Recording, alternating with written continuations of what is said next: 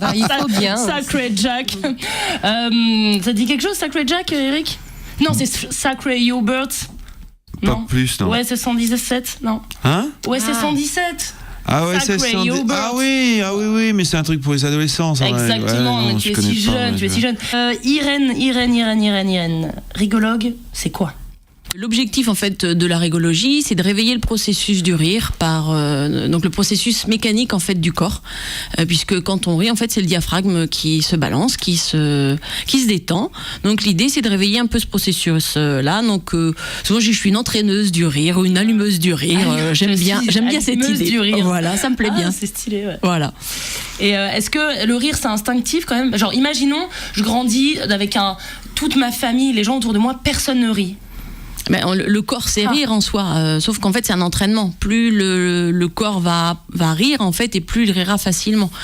C'est pour ça qu'en fait aujourd'hui on va aussi trouver tous les clubs de yoga du rire qu'on trouve beaucoup, notamment sur Nantes, puisque c'est la ville qui a le plus de clubs de rire, et les rigologues également. Oh, je peux pas donner le nombre. C'est quoi un club de rire? Alors un club de rire, c'est en fait des associations qui mettent en place, par exemple, un soir par semaine, 1 heure où les personnes vont pouvoir venir pour rire. Alors qu'est-ce qui se passe pour qu'il... Alors justement, moi en tant que rigologue, je vais animer le même type d'activité, sauf que ma démarche en tant que rigologue, c'est plus d'être dans une démarche d'accompagnement. Donc en fait, l'idée c'est de pouvoir avoir un groupe de personnes, donc au moins avoir 5-6 personnes minimum, donc ça peut être de 5 à 20. Voilà, et l'idée c'est de réveiller ce processus par des exercices de respiration, de lâcher du mental, d'aborder en fait la notion de dérision, de ridicule. On va se retrouver un peu avec des jeux de théâtre, de clown, je dirais. Alors après, moi, je vais pas le définir comme ça, parce que je suis pas prof de théâtre, je suis pas clown non plus. On va faire des exercices d'ancrage, de vocalise. On va aussi ce qu'on appelle aborder toute le lâcher émotionnel. Donc, je dirais, c'est vider son sac. Les personnes vont pouvoir crier, hurler, donc ouvrir, se libérer, avec tout après une démarche en fait de toucher ludique. Donc, on se touche, on adore ça. D'où le allumeuse du rire. Je suis allumeuse du rire, d'accord. Non, l'idée c'est d'aborder aussi le toucher, mais sous une forme vraiment respectueuse et sans chatouille justement. Ça, c'est de la triche. Voilà, justement, on ne se chatouille pas, on ne se juge pas. C'est aussi c'est appréhender aussi toute cette notion là. Ça on peut le faire, se toucher de la barbichette, ça va. Quand ça pique pas, c'est bon. De toute façon, c'est Movember, il y a pas de barbe. Voilà, et puis après il y a aborder aussi toute la notion de jeu d'expression, et on termine en général par la méditation du rire. Donc la méditation du rire, en fait les personnes s'allongent au sol, et en fait l'idée c'est de pouvoir lâcher le mental. Donc quand le mental n'est plus dans le contrôle, le rire peut venir naturellement. Voilà, donc j'ai mon voiin qui est en train de faire des grands mouvements. J'essaye. Faudrait qu'on collabore en fait. Faudrait que tu nous les envoies voir nos spectacles. Ouais. Il faut que je peux allumer avant et que en même temps faut pas qu'on les ait sur les premières, parce que s'ils ont pas besoin de nous pour rigoler, du coup on va croire qu'on est super bon, puis on va arriver après avec un public de blasé. Ils seront bien allumés, donc après ça peut partir au contraire. Dans le jour où on a un visionnement avec que des acheteurs de spectacles, faut les mettre dans la salle, quoi. C'est ça, voilà, c'est ça. Oui, ça arrive. Un peu comme des faux électeurs de Tibéri. Oui, c'est ça. Non, pour réveiller les salles en début de spectacle, ça peut être très sympa. Parce que c'est vrai que ceux qui mettent des panneaux applaudissez, c'est quand même pathétique. Oui. C'est mieux quand c'est naturel. Voilà. Mais en fait, l'idée du rire, ce qu'il faut bien comprendre, en effet, c'est comme un entraînement. Quelqu'un qui n'a pas fait de vélo pendant 15 ans, il va falloir l'aider à retrouver son équilibre sur le vélo, à retravailler les muscles nécessaires pour bien pédaler, trouver son équilibre. Et donc, il va être accompagné. Il faudra un entraîneur, quelqu'un qui va l'accompagner sur les premiers retours sur le vélo. Donc, le rire, c'est la même chose.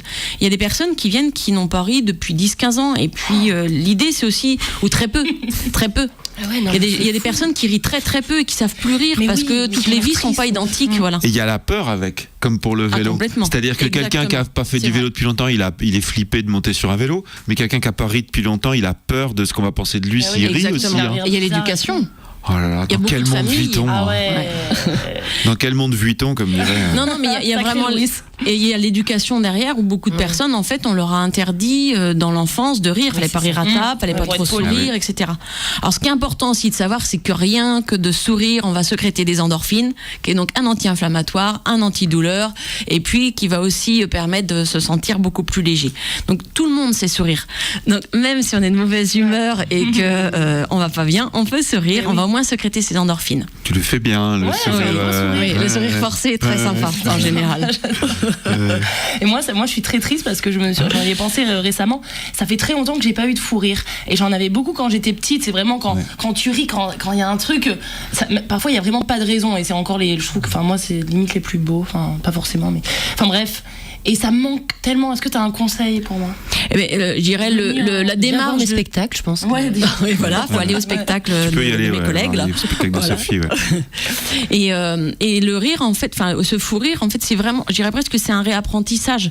Mais c'est aussi, je crois, quand on arrive dans le monde adulte, on est aussi, on pense beaucoup, on mentalise beaucoup. On est aussi dans une société où on calcule, on anticipe. Enfin voilà, on est beaucoup dans la mentalisation de tous nos actes. Et du coup, ça freine en fait ce lâcher prise et on va les méditer, on va les prendre quelques instants, il y a des personnes qui vont essayer beaucoup de toute la méditation, mais ce fou rire, il va avoir la même équivalence, la même notion en fait pour amener cette méditation et se lâcher, c'est-à-dire qu'il n'y a plus de connexion, on peut avoir un fou rire avec n'importe qui, n'importe où, même si on se comprend pas, même si on parle pas la même langue, voilà.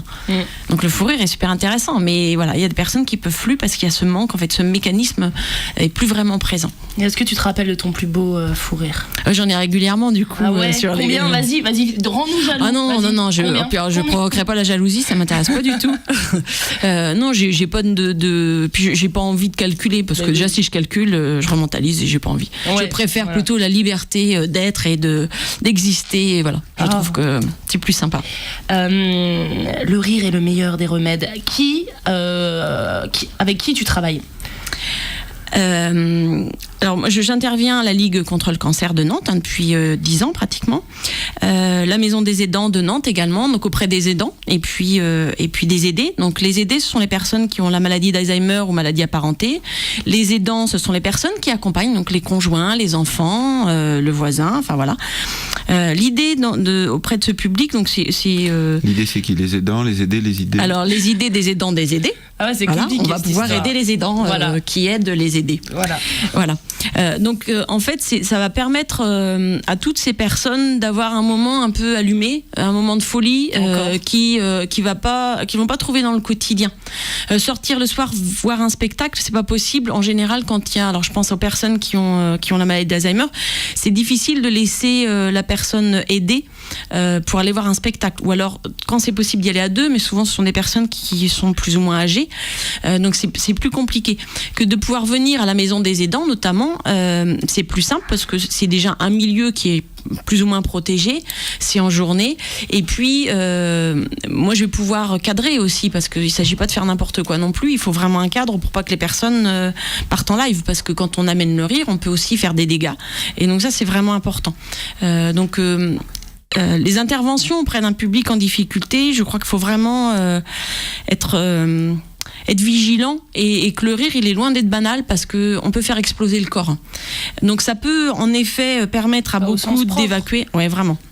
On va vraiment permettre à beaucoup de personnes d'évacuer. Ça a vraiment un effet thérapeutique. D'où le exploser de rire. Oui.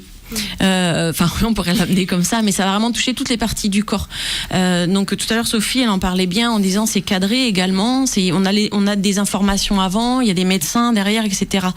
Je crois que vraiment il y a des personnes qui vont très loin dans le rire, que ça bouscule énormément, et c'est important. Donc c'est pour ça que la formation de rigologue est aussi une démarche d'accompagnement, qu'un animateur de rire est plus sur une démarche de vraiment on va provoquer le rire. Donc pour moi, à mon niveau, dans ma vérité, je dirais, on est un petit peu sur des démarches complémentaires. Mais en effet, ce rire, il est pas banal. Donc, il peut aller à tous les publics, mais il faut vraiment le cadrer et bien savoir avec quel public on va. Donc, ce rire, il est un peu intéressant sur des moments comme ça, mais il est intéressant également. Je suis animatrice socioculturelle, donc en accueil de jour auprès de personnes qui ont aussi la maladie d'Alzheimer ou apparentée. C'est tous les jours. C'est-à-dire que cette joie de vivre, il ne s'agit pas de la trouver qu'à 1 heure ou 1h30 pendant la séance. C'est aussi pouvoir l'intégrer dans son quotidien, et que si on arrive à rayonner dans son quotidien, à y mettre un peu plus de légèreté, ça permet de prendre plus de recul par rapport aux situations compliquées, difficiles. J'en parle ouvertement parce que voilà, j'ai été malade, j'ai eu un cancer du sein, et que du coup j'ai pris conscience aussi que cet humour, ce rire, moi, me permettait de le vivre mieux et permettait également à mon entourage de le vivre avec plus de légèreté. ça a permis également aux enfants de vivre ces moments-là avec peut-être plus de sérénité, en tout cas avec moins de traumatisme. Ou pas du tout, enfin voilà, ils ont pas l'air d'être traumatisés aujourd'hui, en tout cas par ce moment-là. Voilà, donc c'est pour ça que je me permets aussi aujourd'hui d'en parler comme ça. C'est vraiment... Ce rire, on peut l'intégrer également en entreprise. Voilà. Je fais des actions en entreprise. Ouais, régulièrement, centre de formation auprès des soignants. Et puis sous forme de conférences aussi dynamiques, où là l'idée c'est de pouvoir permettre à des personnes qui n'ont pas l'habitude de rire d'oser aborder cette notion de ridicule et de dérision avec son voisin. Par rapport à Sophie qui fait clown à l'hôpital avec les enfants, toi c'est beaucoup plus cool parce que du coup comme ils ont Alzheimer, tu peux faire la même blague tous les jours, ils s'en rappellent jamais de la veille. On peut voir ça comme ça, mais ça c'est souvent l'image qu'on a de la personne qui a la maladie d'Alzheimer, mais il y a une profondeur que beaucoup d'autres personnes n'ont plus. Ils sont vraiment dans l'instant présent et c'est beaucoup d'amour et beaucoup d'échanges et c'est beaucoup de plaisir et beaucoup de rire aussi parce que c'est simple et il n'y a pas de mental justement, c'est ça qui est bon. Ah d'accord, c'est beau. Ah mais c'est voilà, je peux aujourd'hui dire que je prends mon pied à vraiment partager ça. C'est mon échange enfin moi aussi j'ai envie de faire d'être clown rigologue tout ça. Tu vas aller faire de la radio dans les prisons dans des prisons où il y a des longues peines, ils sont en retraite et malades. Ouais, ce serait très drôle. Tu viendras pour animer avec moi s'il te plaît? Ouais, faudra me payer.